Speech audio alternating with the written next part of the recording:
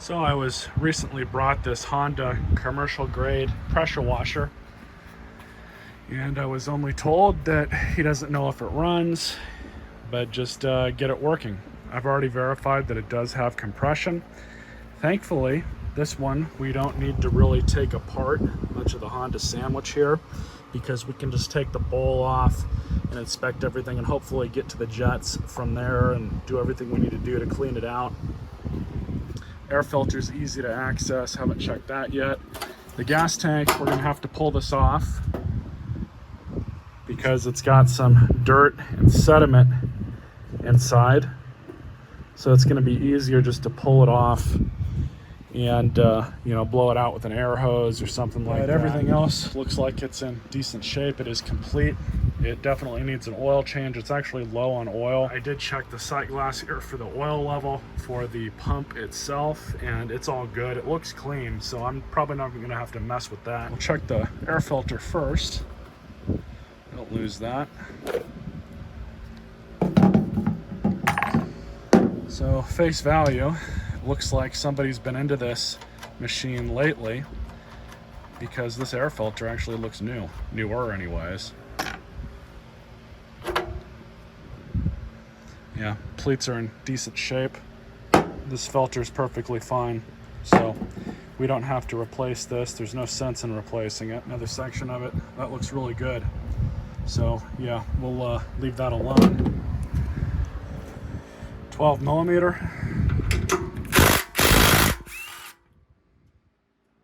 One. Have that one to take off. This one back here. And then we're gonna have to remove the stop switch. Looks like a 10 millimeter. And there's another nut that's hiding underneath here. And that one.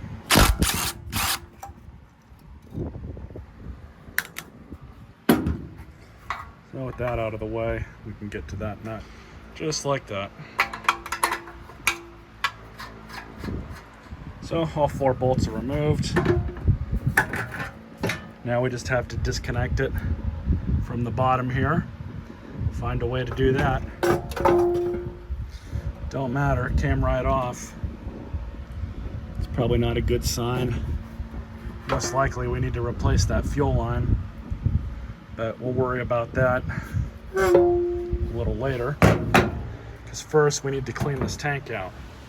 All right, so I know the camera can't really see in here too well, but the inside of the tank, there's no corrosion, nothing like that. It's just dirt and sediment and yard debris material, like crunched up leaves that somehow got in there.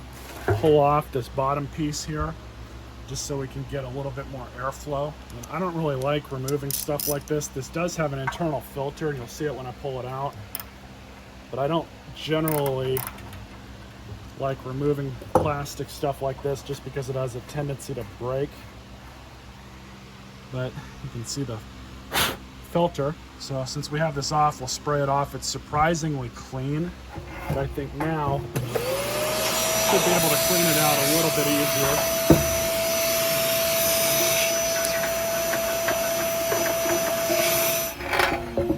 Well, I think that's good enough.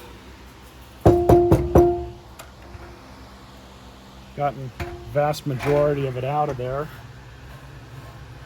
Nice and clean now. Just sprayed the fuel filter off.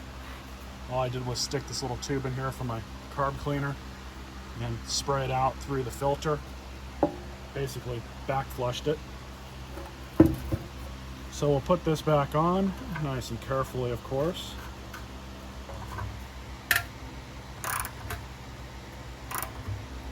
So in my scrap fuel hose bin, I do have a molded piece of hose that I can use.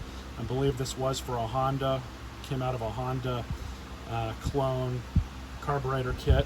So we can use this, it's actually perfect. Fits on just fine.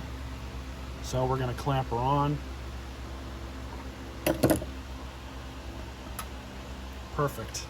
So of course we'll have to rotate it around. That's not a big deal. Just rotate it around as you need. See you guys back at the engine. So back at the engine, we've got to pull off the old fuel line. And it's got these classic Honda clamps that they used on them.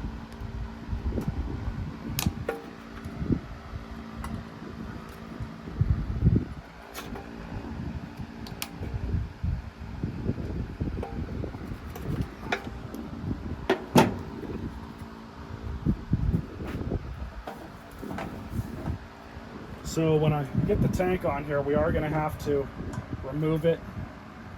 I'm not going to cinch anything down just yet, but I just have to see if the fuel hose will reach. I just cut it down a little bit to kind of match it up with the other side.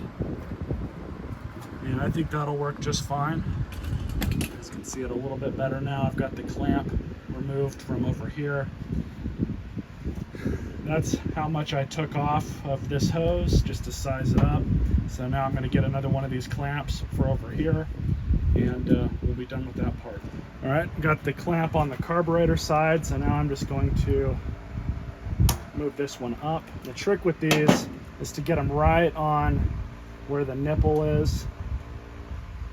Kind of push them up just like that.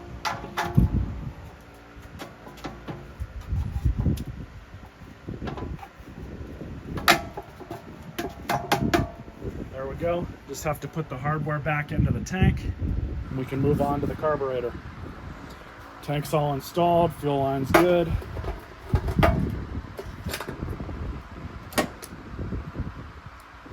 Now onto the carburetor. So that's not a good sign. Somebody's been into this before.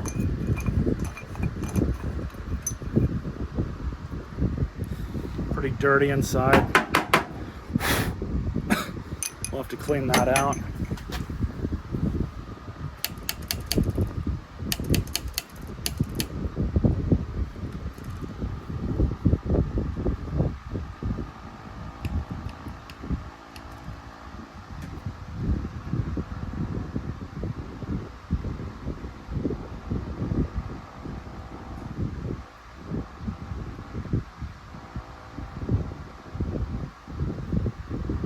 I'm just removing some other stuff here. I took off these two nuts and then the bolt up here. I just want to get a better look at some things.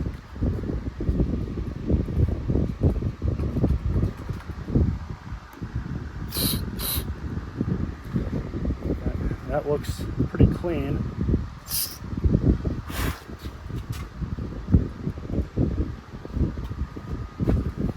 I'm guessing that somebody at one point, hopefully before they put it away, they had emptied the carburetor out of fuel, which is why the bowl was loose. So I'm going to roll the dice and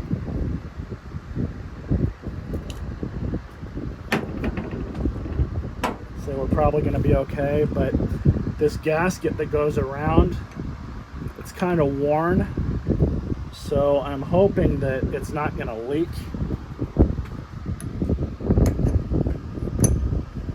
What I'll do now is just tighten that back up. Good and tight.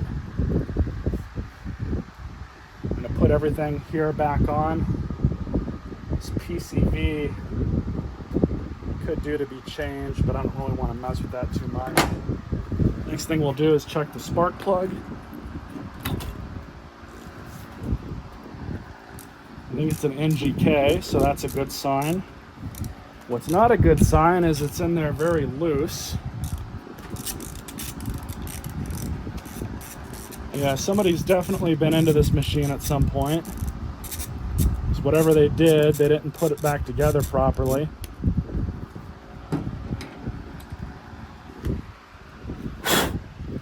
I'm going to check the gap on this and be right back.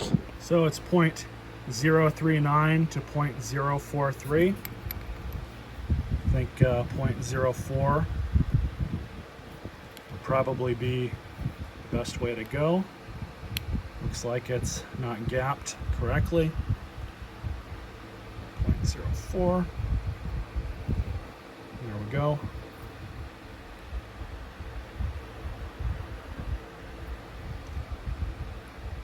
Put it back on the machine.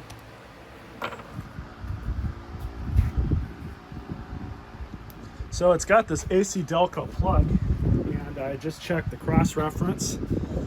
It matches up with the OEM NGK plug that would have come with this machine. I do not have another plug on hand that crosses over to use, but this one looks like it's in really good condition other than having the soot and carbon all over it.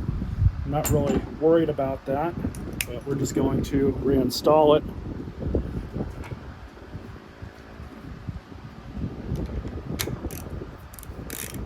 And just make sure it's tight.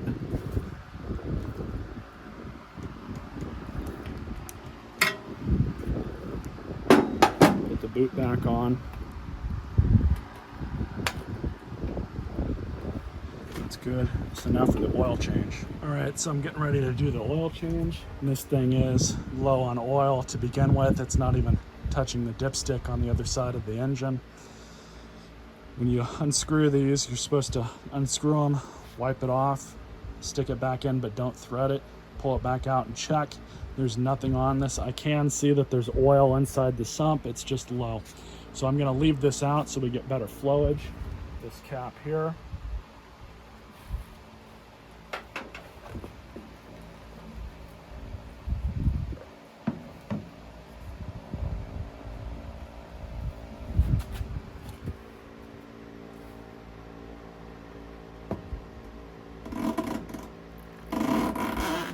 So I've got some 5W20. I'm gonna throw some Lucas oil stabilizer into it.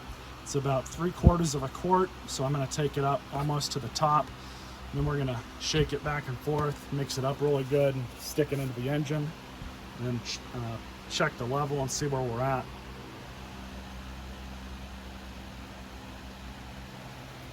And on these splash lube small engines, they will run good with really any oil in it, especially if you're in a hotter climate.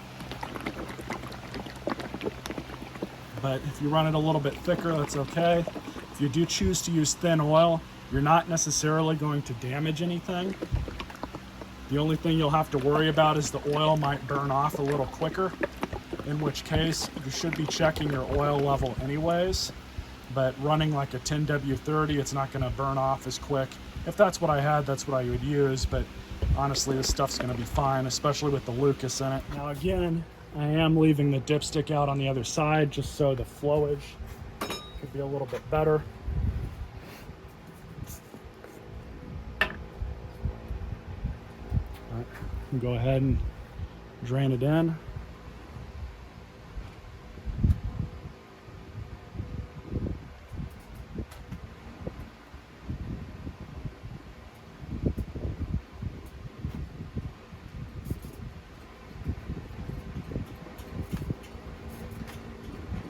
The good thing about having basically two different oil caps is you're not going to have really the burp effect like you would if you just had one point of entry for the oil.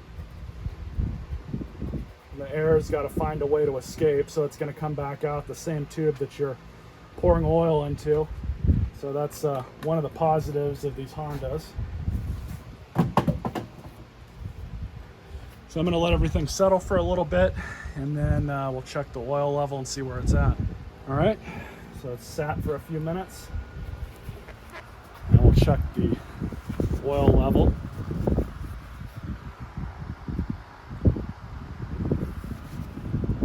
It's right about halfway, so I'm definitely happy with that.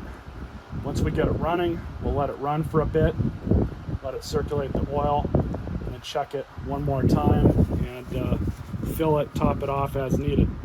So now I just got to put some gas in it.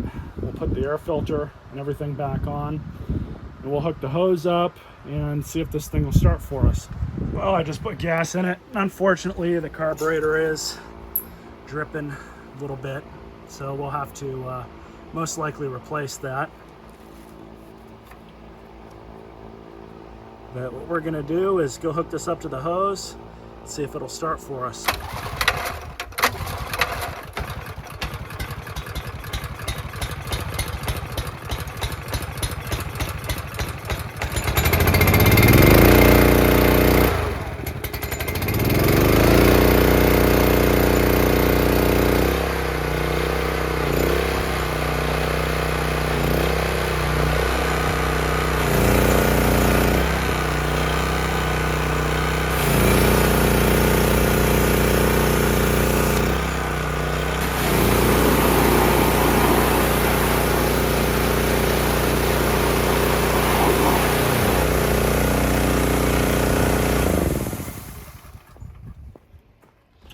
going to see if I have another bowl gasket in the Horde.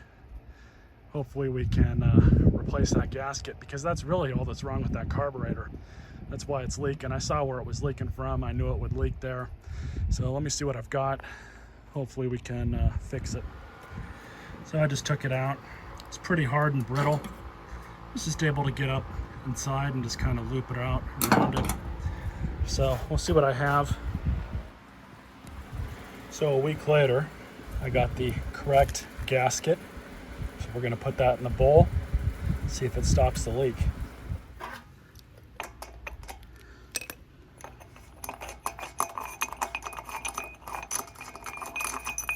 Okay, so new O-ring. That just goes right up into where it's supposed to go, inside of the lip. And very carefully got it on and in place. So now just to put the bowl back on.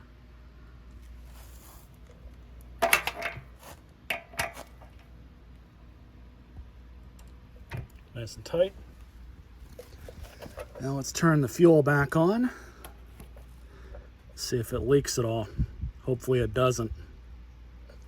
I also tightened up this little bowl here for the fuel shut-off switch, valve, whatever you want to call it. That thing was loose. Somebody's definitely been into this before. Well, unfortunately, I can't get this carburetor to stop leaking.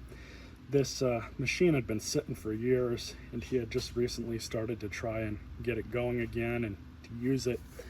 And unfortunately, just the way things are, just because it had been sitting for so long, the gaskets inside it had dried out.